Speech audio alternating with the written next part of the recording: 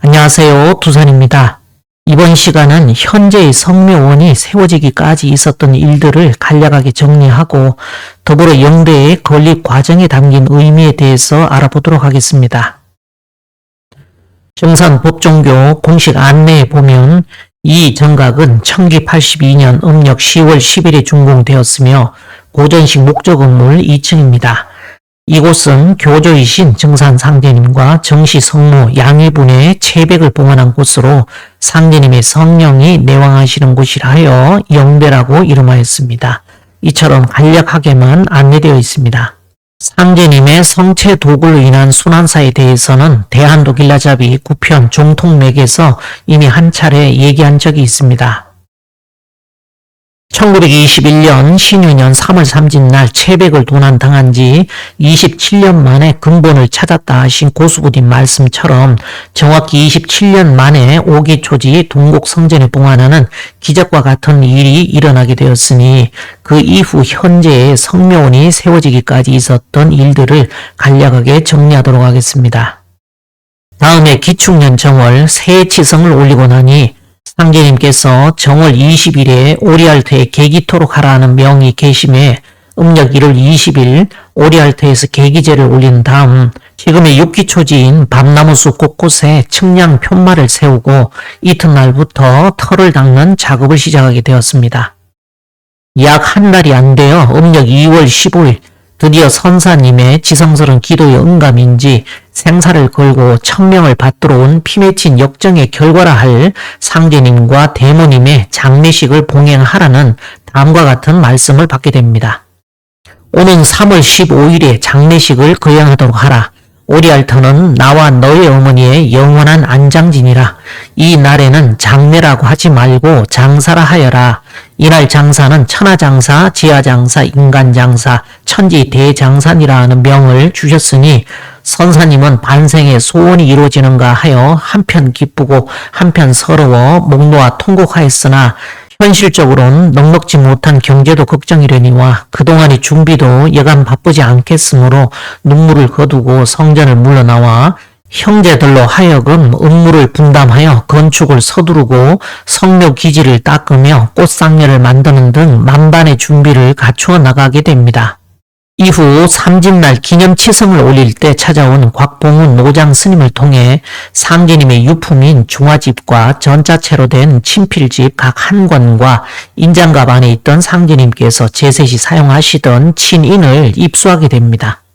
이후 드디어 음력 3월 15일 장사식을 거행하였는데 당일 행사 절차에 관한 상제님의 지시에 따라 유공한 도생들로 하여금 운상하되 그들에게는 모두 3배 양복을 만들어 입히고 상여마다 좌우 30명씩 모두 120명으로서 운상토록 하라는 명령대로 3배 양복을 입은 운상꾼 60명이 앞에서 흰 상여로 성부님의 옥체를 모시고 또 그 뒤에 3배 양복을 입은 60명이 옷의 꽃상여로 성부님의 옥체를 모시고 뒤따르고 그 뒤에 상주와 수백 명의 복 입은 신도가 줄을 지어 따르게 되었습니다.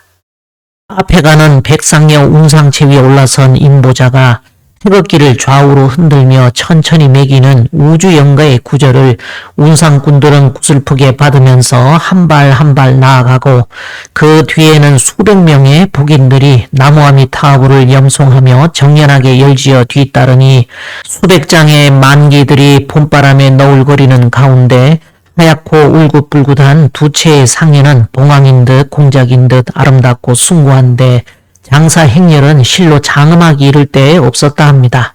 이튿날 상제님의 하명이 다시 있으시되 장지에 습기가 많으니 내 체백을 식당 윗방으로 옮겼다가 4월 9일 묘소에 봉안하라고 하심에 음력 4월 9일에 다시 전북 도청과 부군의 각 기관으로부터 내림한 귀빈들의 참석하에 전일과 같이 상례를 운반하여 예식을 거행하여 성부 성모님의 옥체를 영영 안장하게 됩니다.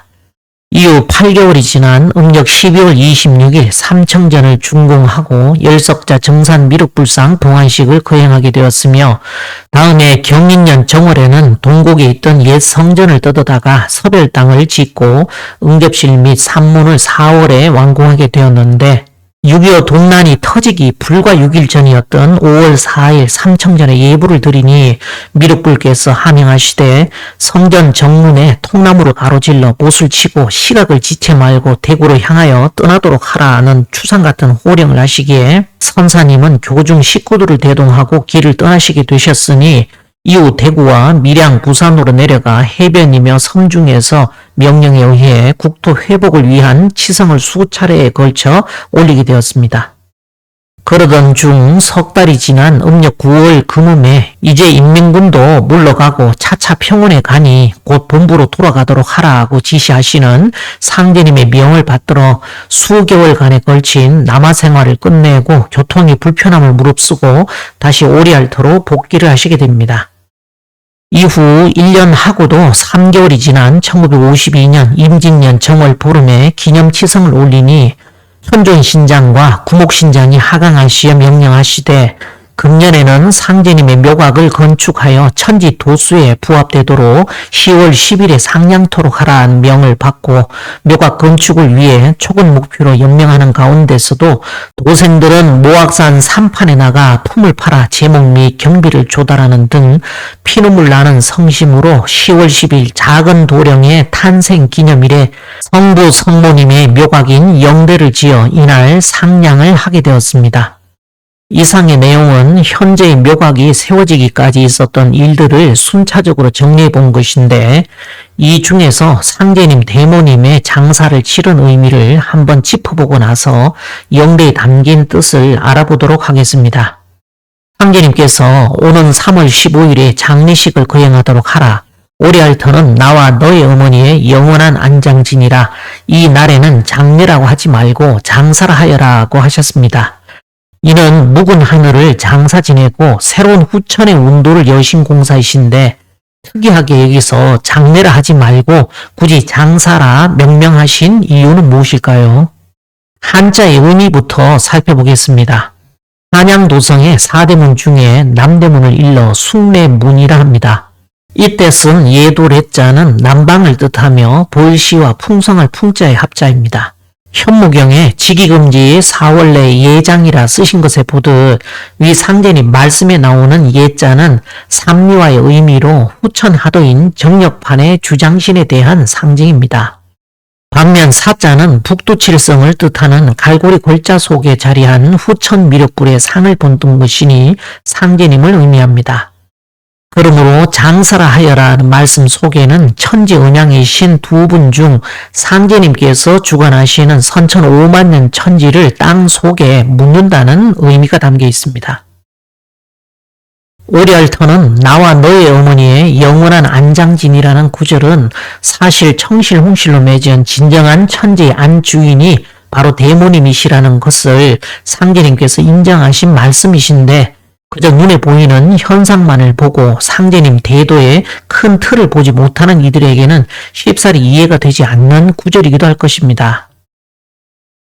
원래 삼재지도 중 입천지도 왈, 음여 양이라고 해서 좌선 438 천지는 망량이 주장한다고 천지 은양이 되시는 대모님과 선천태극의 자운관계로 상제님과 암수 까마귀가 되시는 선사님, 그리고 선천운도에서 복희팔계 건곤에 위치했던 고수부님에서 증산 상제님이 오시면 나도 올 것이요 내가 오면 상제님도 오시리라. 내가 올 적에는 세상 사람들에게 먼저 알리고 올 것이니 그리 알라 하셨듯 상제님과 정음정양의 환극으로 오실 때 입인지도왈 인여의라는 서여동의 왕과 왕비라는 정음정양의 환극으로 오실 때의 모습과 두 분 모두 인신합덕이 이루어지시면 결과적으로 김수부님과의 정음정양의 위치가 되시는 부분과 후천의 천주이신 대모님을 채로하여 입지지도왈 유여강이라는 지천태의 자리가 펼쳐지는데 이곳 본 땅의 주장이신 본주님을 모시는 북두칠성의 역할로 일테면 본주님과 부부지간의 격이 되는 그런 강요의 역할 자리를 다들 착각 내지는 오해를 하고 있습니다. 희련무 본 땅에서 상제님과 인신합덕할 인물을 두고 본주님께서는 너희들은 내영상감이라고 하라. 내영은 당뇨 황제와 같이 어진 사람이다 라고까지 하셨습니다. 이상과 같이 상제님과 대모님, 그리고 김수부님, 고수부님, 인정상관님의 관계 속에 유기적으로 연결되어 현실 역사의 투영돼 변화해 나가는 천지음양의 변화 원리인 역도 이치를 이해하지를 못하고 자꾸 편협한 인간적 관점으로만 보려다 보니 논리의 일관성 없이 소속된 집단의 이익을 옹호하는 식의 자가 해석을 하게 됩니다. 선천상극의 낡은 틀을 쾌연히 벗어던지고 정음정양의 세법으로 후천을 여는 상제님 도의 문제에 있어서 가장 중요한 것은 바로 상제님 당신께서 정음정양의 여성관을 갖고 계시느냐는 본질적인 문제가 있습니다. 상제님의 39년 공생의 천지공심자리에서 추호도 흔들림이 없으시다면 상제님과 정식으로 혼인하신 정씨 부인을 비롯해 수부책봉 공사를 보신 고수부님과 김수부님, 그리고 인정상관님까지 이 네 분의 문제는 반드시 신앙인들이 풀어내야 할 화두라 할 수 있습니다. 이에 대해 약간의 실마리를 주는 말씀이 90년도에 나온 초판도전 5편 306장에 수록된 성구 말씀으로 지금은 개정판이 나오면서 이 성구는 삭제가 되었습니다. 밤나무 뿌리를 캐시는데 뿌리를 찍지를 말고 파라고 하시죠. 밤나무를 한자로는 율목이라 합니다. 율은 밤율자로 선역서와 나무목자의 합자로 이는 서신이신 상제님을 상징합니다. 그런데 뿌리를 캐어보니 그 모습이 계룡의 형상이라 했습니다. 밤나무가 용의 자리라면 그 뿌리는 채가 되지요. 하도와 낙서는 상호 호근으로 채용의 관계입니다. 후천은 채원 용방이라 했으니 밤나무가 용방으로서 구서인 상제님이라면 뿌리는 채원의 자리로 하도의 자리인 대모님이십니다. 계룡사는 수계룡이요 모악사는 암계룡이라 나는 암계룡을 택하였노라고 하신 말씀에서 보듯 나무에서 끄는 쪽은 머리가 되고 꼬리는 셋이 되어 있다 하셨는데 암계룡의 머리에 꼬리가 셋인 것은 그 대리대응을 표상하고 있습니다. 이 용기를 데리시고 계룡북 밑에 이르사 가라사대 계룡사는 여기려니와 용소가 없도다 하시는 말씀과 도전의 모악산이 암기룡이라는 말씀이 서로 통하지요. 고3호 신정기에는 더더욱 흥미로운 일화가 실려 있습니다.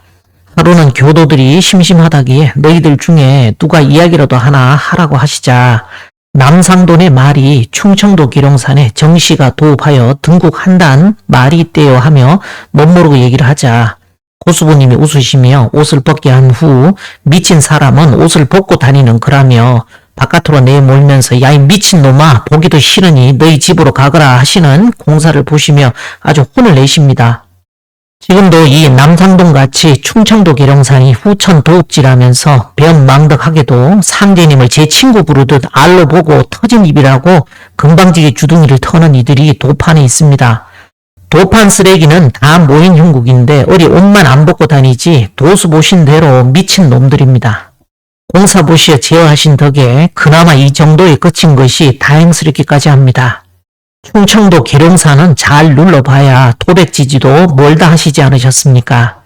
그런 후 고수부님께서 계룡산을 제대로 찾으신 게 결국 계룡봉 일대입니다. 이어서 구성 내에 수양산에 결실이 있다 하시고 후천 5만년 운수 음양지 보냐라 하셨습니다. 고수부님께서 여기 수양산에 천지 음양에 근본이 계시다고 말씀 안 하십니까? 창생들이 일일이 알지어다라고 신신당부하고 계심에도 불구하고 고수부님을 신앙하는 분들은 왜 이 말씀을 깊이 새겨들으려 하지 않는지 이해가 되질 않습니다. 그 다음 구절이 나오죠. 양쪽 꼬리 둘을 끊어서 한 꼬리는 오리를 만드시고 한 꼬리는 닭을 만드신 다음에 닭목에는 오리부자를 써서 걸고 오리목에는 닭개자를 써서 걸어 오리는 모래 담은 그릇에 앉히고 닭은 쌀 담은 그릇에 앉혔습니다. AI로 만들었는데 한자를 잘 인식 못하나 봅니다. 한자가 좀 어슬프네요. 꼬리 셋 중에서 양쪽 꼬리 둘을 끊어 만든 오리는 김수부님을, 닭은 고수부님을 뜻합니다. 또한 닭의 목에 오리부자를 써서 걸고 오리목에 닭개자를 써서 건 것은 두 분의 인신합덕을 상징하고 있습니다. 중앙에 하나 남아있는 꼬리는 당연히 조왕으로서의 본주님이시죠. 안타깝게도 이 전체 말씀을 개정판 도전에서 결국 누락시킨 걸 보면 좀 더 열린 마음으로 상제님 진리의 거시적인 틀에 대한 진리적 고민을 하였으면 좋지 않았나 하는 아쉬움이 듭니다. 부인 수도는 내 도의 근간이요 대본이니 만고의 음덕이 부인에게 있나니 부인을 잘 대접하라. 나 또한 경홀치 않느니라 하는 말씀과 연결하여 오리알터는 나와 너의 어머니의 영원한 안장진이라는 성구를 사무치게 가슴으로 느껴보십시오. 이렇게 천지음양의 안주인으로 오신 대모님의 자리를 인정하신 말씀이 분명함에도 들리질 않고 오히려 의심만 가득한 것은 곧 두 분을 비롯해 이 말씀을 천명으로 받드신 화한당 선사님까지 부정하여 천륜으로 우주의가 하는 도맥의 흐름을 부인함과 동시에 결과적으로는 상제님 성꼴조차 진실로 믿지 못하는 속내를 드러내는 것이라 하지 않을 수 없습니다. 사람이 아프면 맥을 먼저 짚어보지 않느냐, 맥 떨어지면 죽느니라는 말씀이나 모악산 금산사 미륵불을 모르고 염불하는 놈은 쌀은 있어도 솥이 없는 놈과 흡사하고 솥은 있어도 쌀이 없는 놈과 흡사하여 필경에는 환장하여 죽으리라는 구절은 하나만 알고 둘은 모른다는 말씀입니다. 참으로 어렵구나. 내 금산사를 도둑하기가 천하를 얻기보다 더 어렵다 하실 때의 금산사는 법종교를 뜻하고 희지하면은 금산사 7칸 법당 자리는 사무실 자리로나 쓰면 마땅할 것이니라는 말씀은 조계종 금산사를 말합니다.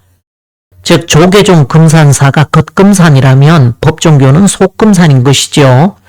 그러니 모악산 금산사 미륵불을 모르고 염불하는 놈이라는 상제님 의중에는 오리알터는 나와 너의 어머니의 영원한 안장진이라 하신 이 말씀과 맥락이 같아서 이를 깨닫질 못하면 금사월 8일 미륵불 탄생이라 하신 그 미륵불을 모르고 염불하는 놈과 같아서 필경에는 환장하여 죽으리라는 말씀의 결과를 맞이하게 될 것을 염려하심으로 가득 차 계십니다. 이러한 쌍미륵에 대한 말씀은 13층 미륵불을 쌍으로 모신다 하시는 고수분의 말씀에서도 확인이 됩니다. 기축년 3월 15일 장사식에 상력군들을 모두 3배로 양복을 만들어 입히시고 운상꾼 60명은 앞에서 하얀 백상여로 성부님의 옥체를 모시고 또 그 뒤에 같은 복장의 60명으로 하여금 옷의 꽃상여에 성부님의 옥체를 모시고 뒤따르게 하셨습니다. 마에는 아마저마 대마가 있는데 그중 대마로 3배를 만듭니다. 천하전 상제님 영상에 걸쳐진 천 또한 3배 종류 중 하나인 안동포입니다. 특이하게도 삼신할머니의 명칭을 마고라 하였는데 기격하면 3배 여인이 됩니다. 마고는 달리 마고 삼신이라 불리기도 하는데 왜 삼신이라는 말이 붙었을까요? 이는 삼신 상제님과 마고 삼신이 같은 삼신의 격이며 일체 상태에 있다는 것을 의미하는데 이를 고수부님께서는 수지자웅이라 누가 알 것이며 오지자웅이라 이를 누가 알리오라 하시며 태극으로서 자웅관계라는 것을 일러주셨습니다. 천지개벽경에 세상의 인륜이 참으로 크나 인륜보다 천륜이 더 크나니 천륜으로서 우주일가 하리라 하신 이 말씀이 바로 이 두 분의 관계입니다. 마고 삼신이신 선사님을 상징하는 삼배는 선천의 죽음길에 있는 상복의 의미와 더불어 선천을 장사 지내고 도솔천을 열어젖혀 한량없는 중생의 고통을 소멸시키는 법력의 상징이기도 합니다. 태극이신 선사님의 위치가 불법으로 볼 때 약사열애, 곧 의통의 자리에 계심을 상기하면 충분히 이해가 갑니다. 이처럼 삼배로 태방 사람들 복식인 양복을 만들어 입히신 것은 지천태의 세상인 도솔천을 여는 상징성으로 이해할 수 있습니다. 운상꾼 60명씩으로 두 분의 옥체를 모시고 따르게 한 것은 주역이 60번째 수택절괴의 의미로 부절로 짝을 맞추듯 상제님과 대모님의 상례 행렬 속 인사의 대리대행인 정음정양이 함께 나아가는 모습을 상징합니다. 3배 양복을 입은 운상꾼 60명이 앞에서 하얀 백성여로 성부님의 옥체를 모시게 했으니 그 위에 올라선 인보자가 태극기를 좌우로 흔든 것은 태극의 바탕을 상징합니다. 이때 상제님 채백을 모신 백상여는 서신사명의 상징이며 그 뒤에 같은 복장의 60명으로 하여금 옷의 꽃상에 성모님의 옥체를 모시고 뒤따르게 하신 것은 수부사명을 뜻하니 이는 상제님과 대모님의 장례 행렬을 통해 선천의 기운을 걷어가시는 금도성남과 곤도성녀의 1월이 함께 나아가는 상으로 볼 수 있습니다. 이렇게 3월 15일 장사를 거행하고 나니 장지에 습기가 많으니 내 채백을 식당 윗방으로 옮겼다가 4월 9일 묘소에 봉안하라는 상제님의 하명이 다시 계셔서 장사 치른 지 23일 후인 4월 9일에 다시 한 번 더 장사를 치르게 됩니다. 참으로 기이한 일이 아닐 수 없습니다. 고금을 통틀어 망자의 장례식을 공식적으로 2번 치렀다는 얘기는 들어본 적이 없는데 왜 2번씩이나 치르셔야 하셨던 것일까요? 이는 장사라 하라 하신 속뜻에다 장례 기간인 23일을 뜻하는 23번째 산지 박교의 의미가 서로 연결된 때문입니다. 박은 박야니 유변강야라 했는데 건강 곤유에서 보듯 건은 강이고 고는 유이니 유변강야는 선천의 곤자리인 유가 변하여 이제 강으로 바뀌었다는 뜻으로 즉 하늘 땅이 뒤집어져 지천태로 변화되었다는 것입니다. 이 말은 박은 박야에서 보듯 선천 미륵의 껍질이 이제 벗겨져 새천지를 주장하시는 새천주님이 드러나셨다는 말로 2번의 장사를 치른 23일이라는 기간은 먼저 하늘인 선천을 장사 지냄으로써 지천태의 새천지로 거듭나게 되는 천지 예식의 의미로 이해할 수 있습니다. 23번째 산지 박교의 의미가 담겨있는 20석자의 태열주를 상제님께서는 태열주는 여의주, 여의주는 태열주로 하시며 우주윤려의 환극자리인 여의주에 비유하셨습니다. 곧 선천의 아버지 하느님 성부의 시대를 장사 지내고 후천 어머니 하느님 성상이신 태열천 상원군님의 시대로 바뀌었다는 상징성이 이 천지대장사에는 내포되어 있습니다. 그러면 이제 묘각인 영대를 건축하게 된 내력을 알아보겠습니다. 상제님의 묘각을 건축하여 천지 도수에 부합되도록 10월 10일에 상냥토록 하라는 말씀이 떨어진 이후 영대 건축의 명을 받고 한 사람도 빠짐없이 출력하여 산판일을 하게 되었는데 아직 이 일에 손이 익지 않은 데다가 궁핍하여 제대로 양을 채우지도 못하면서 큰 나무를 운반하느라 산비탈에서 구르고 엎어지면서 구한 제목을 목수들이 다듬었으니 법정 도생들 표현대로 하면 토막토막 이은 기둥은 도생들의 뼈 마디마디를 이은 것이요 각 정각마다의 단청은 신도들의 피와 눈물로 그려진 것입니다.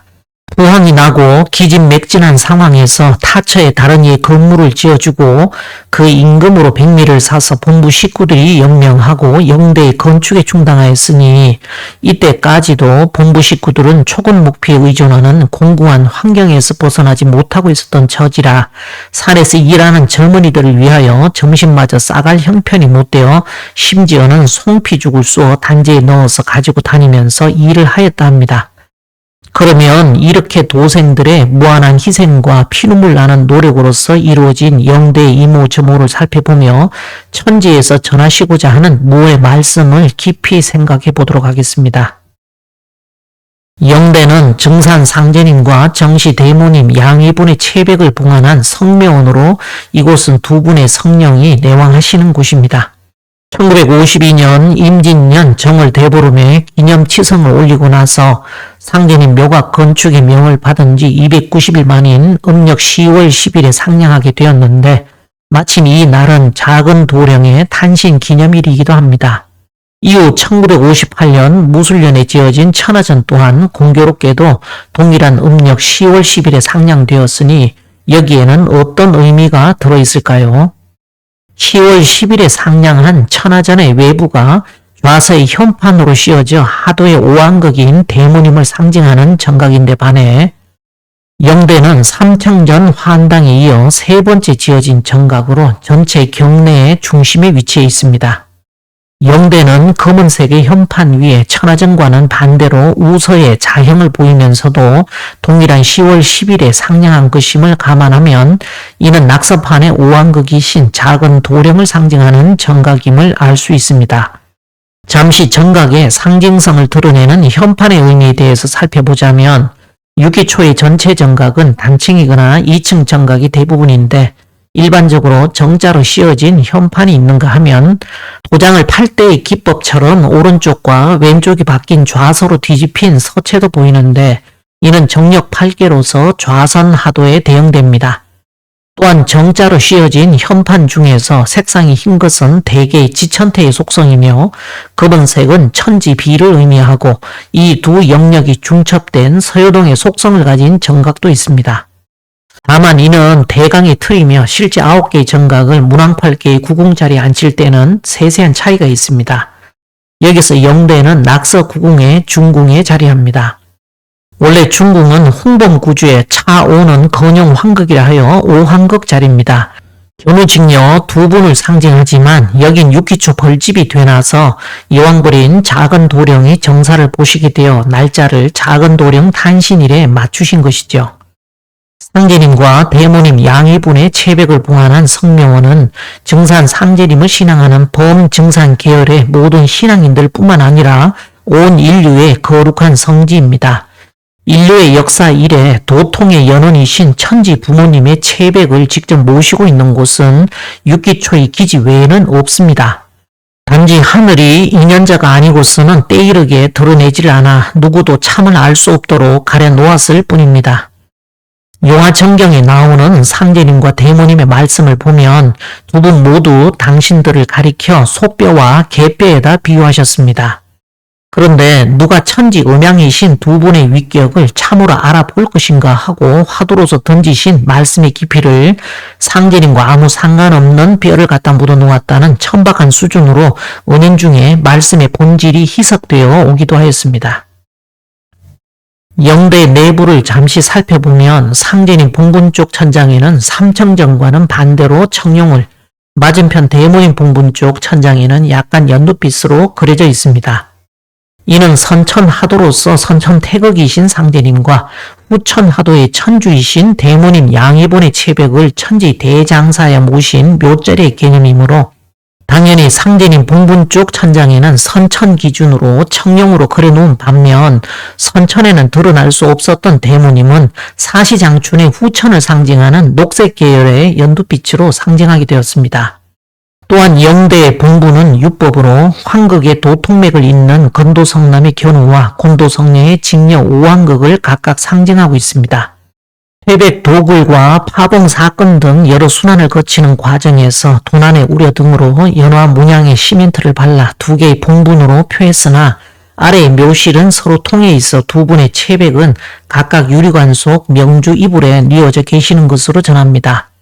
이로써 오리알터는 나와 너의 어머니의 영원한 안장진이라는 상제님 말씀처럼 중궁인 묘실 내부는 동직이 둬야 하는 하도의 이치 그대로 영원 불멸의 본체 세계를 상징하고 있습니다. 마치 겨울에 생명이 자라지 못하여 황량한 듯 보이나 뿌리로 모든 진액이 내려가 있듯 겉보기는 봉분이지만 그 속에는 천지 음양이신 두 분의 진체를 모신 형상입니다.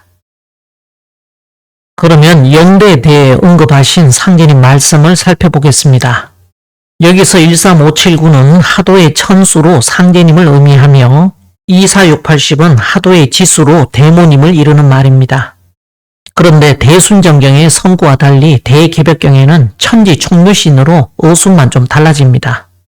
총묘천지신은 상제님과 대모님, 곧 천지 부모의 체백이 함께 계시는 무덤 형태의 음택으로서의 묘자리를 뜻하는 말입니다.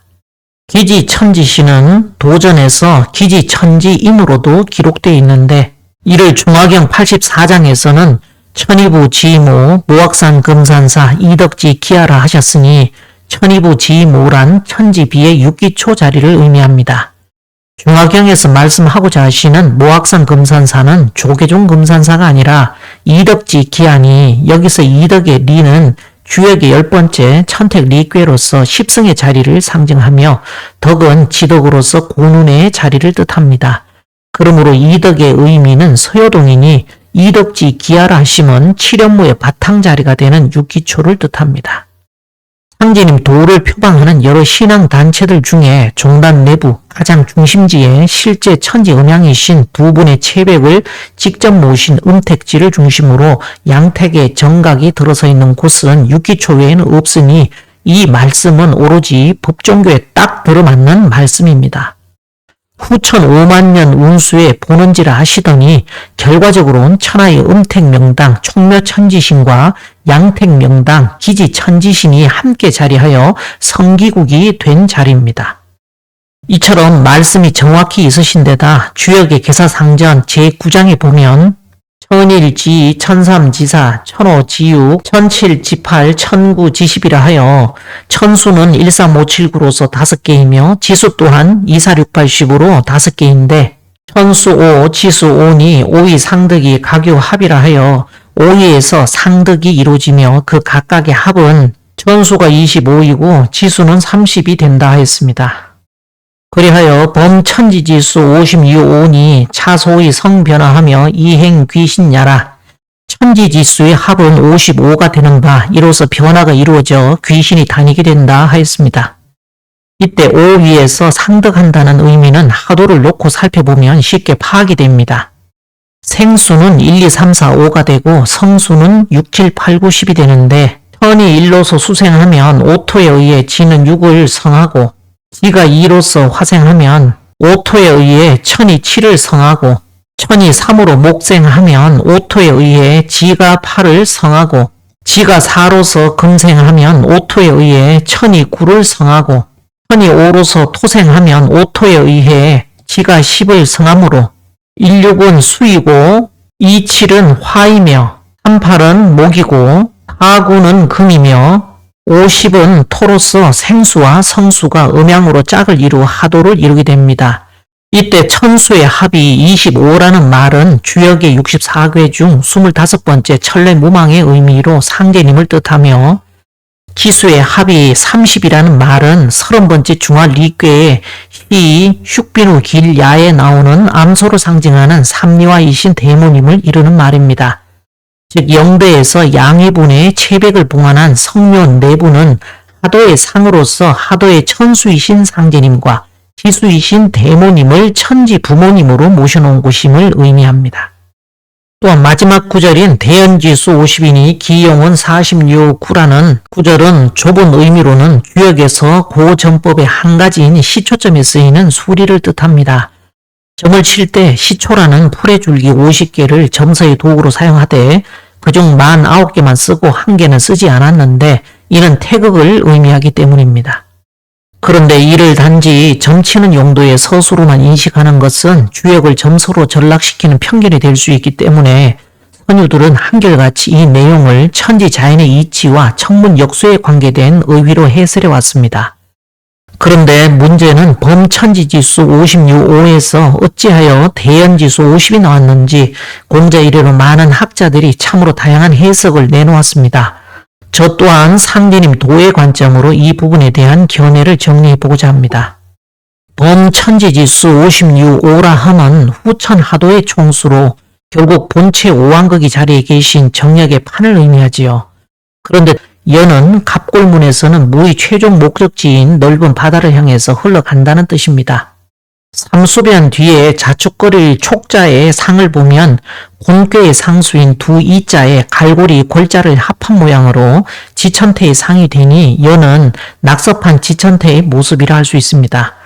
그러므로 대연지수 50이란 하도 55수라는 바탕 자리에서 무토인 5가 사라지면서 드러난 낙섭판의 태극을 의미합니다. 곧 무국에서 태극이 생겨난 것이죠.